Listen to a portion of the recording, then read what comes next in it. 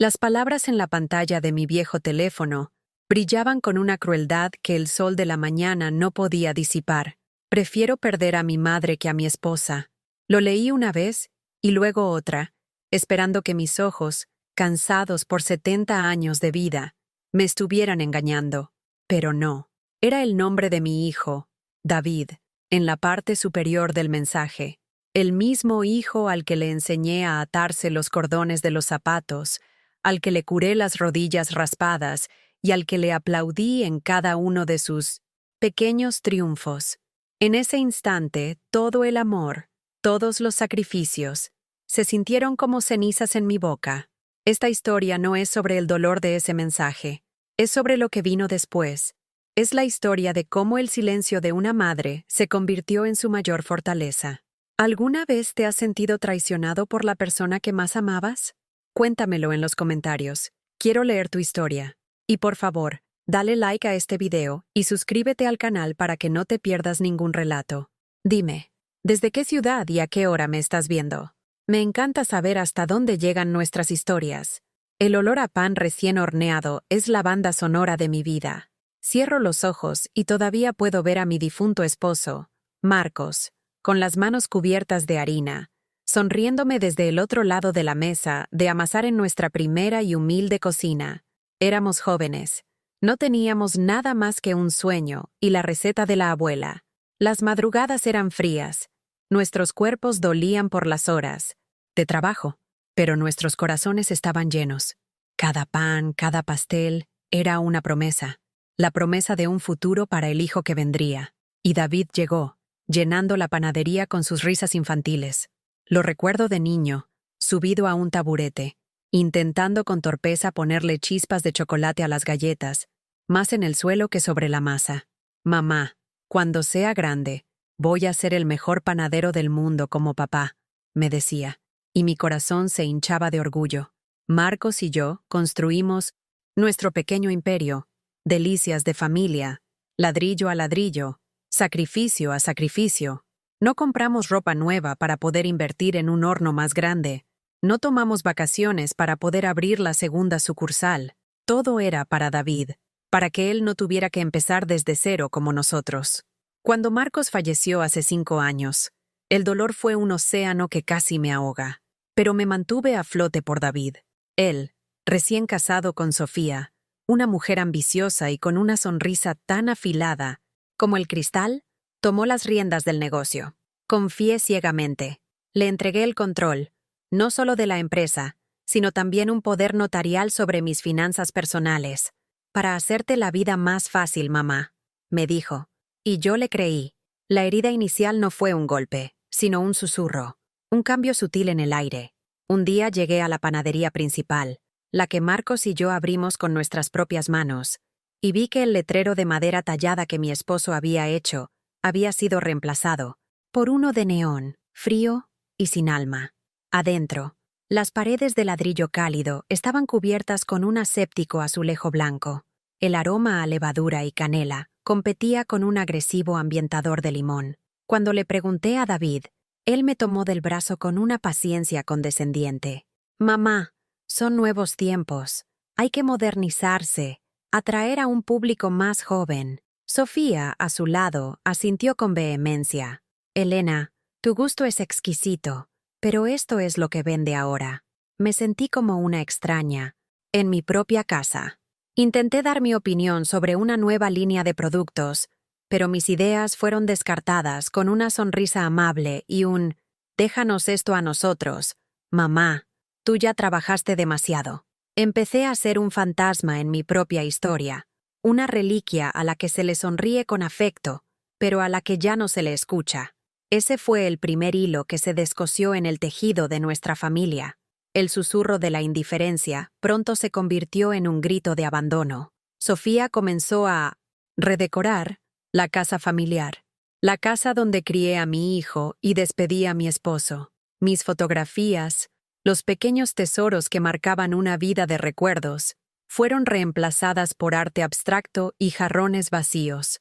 Cuando pregunté dónde estaba la foto de David en su primer día de escuela, Sofía respondió, sin mirarme, que la había guardado en una caja en el ático para protegerla del polvo.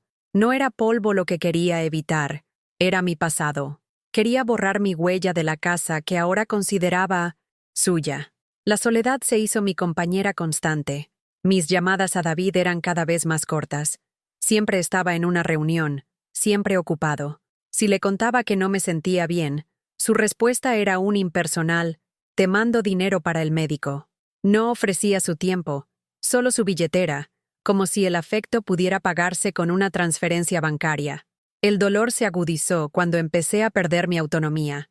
Un día, en el supermercado, mi tarjeta de débito fue rechazada. El bochorno me quemó las mejillas. Llamé a David, confundida y avergonzada. Su voz al otro lado de la línea era distante, casi irritada. Ah, sí, mamá. Sofía está reorganizando las cuentas por un tema de impuestos. No te preocupes, yo pagaré todas tus facturas directamente. Tú solo dime qué necesitas. Me trataba como a una niña. De repente, a mis 70 años, tenía que pedir permiso para comprar mis propias cosas, mis pequeños gastos, como las donaciones que hacía al refugio de animales local, o el café semanal con mis amigas de toda la vida, fueron cuestionados. Mamá, ¿realmente necesitas gastar en eso? Me preguntó David una tarde, con un tono que mezclaba preocupación fingida y juicio real. Sofía le había estado envenenando la mente, susurrándole que yo era un lastre financiero, una anciana derrochadora que no entendía el valor del dinero que ellos estaban trabajando tan duro para ganar. El abandono emocional era un frío que se me calaba hasta los huesos. Dejé de ir a la panadería porque me sentía juzgada por los nuevos empleados que no me conocían y por la mirada de mi propio hijo, que me veía como parte del mobiliario antiguo. Me encerré en mi habitación, rodeada de las cajas que Sofía no se había atrevido a tirar. Cada objeto era un fantasma de un tiempo más feliz. Me sentía invisible, silenciada. Estaba perdiendo no solo el control de mi vida y mi legado, sino también el amor y el respeto de mi único hijo. El silencio en la casa era abrumador, un recordatorio constante de que, para el mundo de David y Sofía, yo ya estaba sobrando. El punto de inflexión llegó de la mano de una persona inesperada. David y Sofía, en un gesto de supuesta generosidad, contrataron a una cuidadora para mí, una mujer llamada Isabel. Era una mujer sencilla, de sonrisa cálida y ojos que sabían escuchar. Al principio, me resistí, herida en mi orgullo, pero la soledad pesaba más. Isabel se convirtió en mi confidente, la única persona que veía mis lágrimas, y no las juzgaba. Un día, mientras me ayudaba a ordenar el desván, ese cementerio de recuerdos que Sofía había creado, nos topamos con un viejo maletín de cuero de mi esposo Marcos. Llevaba años allí, y yo siempre había asumido que solo contenía viejos recibos y declaraciones de impuestos. Isabel, con una curiosidad respetuosa, lo limpió y lo abrió sobre una mesa. Estaba lleno de carpetas polvorientas, tal como recordaba. Pero mientras las movíamos, Isabel notó algo. Señora Elena, el fondo parece falso.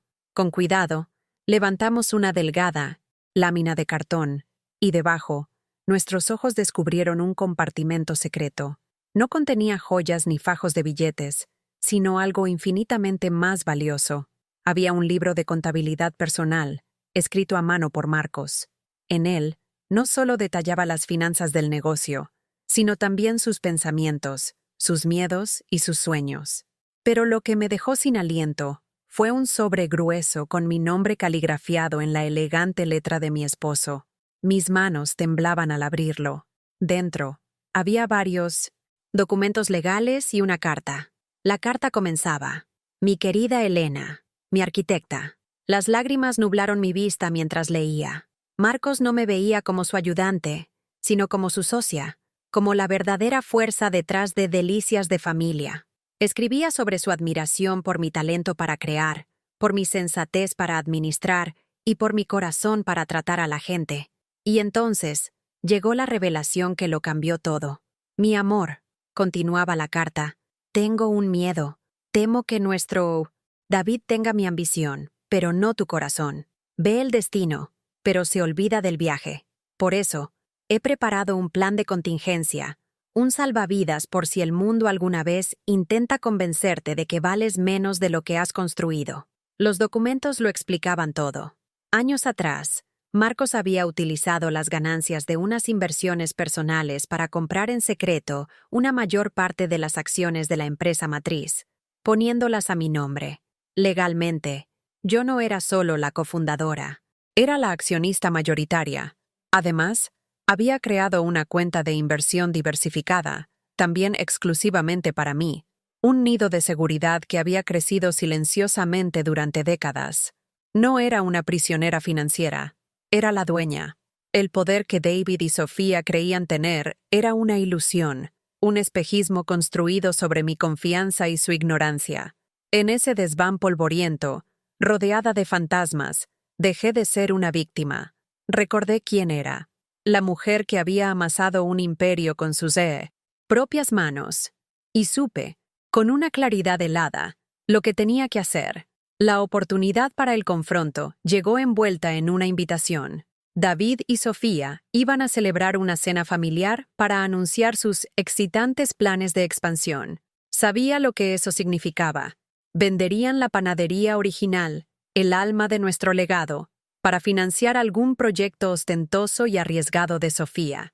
Era el sacrilegio final. Horas antes de la cena, mientras la ansiedad se anudaba en mi estómago, mi teléfono vibró. Era un mensaje de David. Sabía que estaba discutiendo con Sofía. Sentía la tensión a kilómetros de distancia. Y entonces llegó. La frase que se clavó en mi corazón como un puñal de hielo.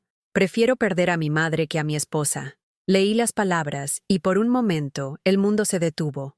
El dolor fue agudo, visceral. Pero luego, una extraña calma me invadió. Esa frase no era un insulto, era una liberación. Me quitaba el peso de la culpa, la obligación de seguir intentando. Él había elegido. Ahora me tocaba a mí. Llegué a la cena.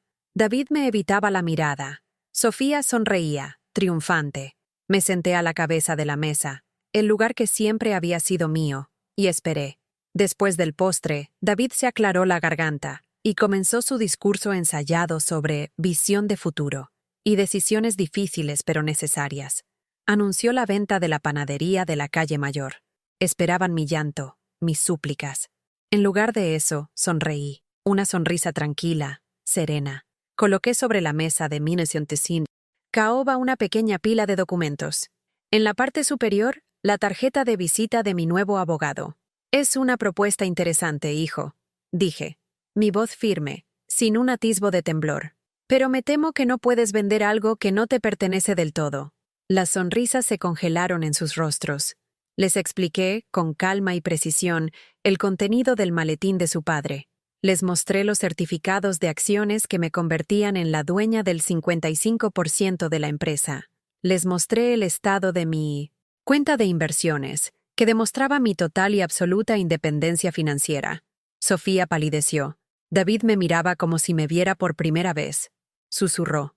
No, no puede ser. Tu padre fue un hombre previsor. Continué, levantándome. ¿Y yo, la mujer a la que has intentado silenciar? Soy quien firma los cheques.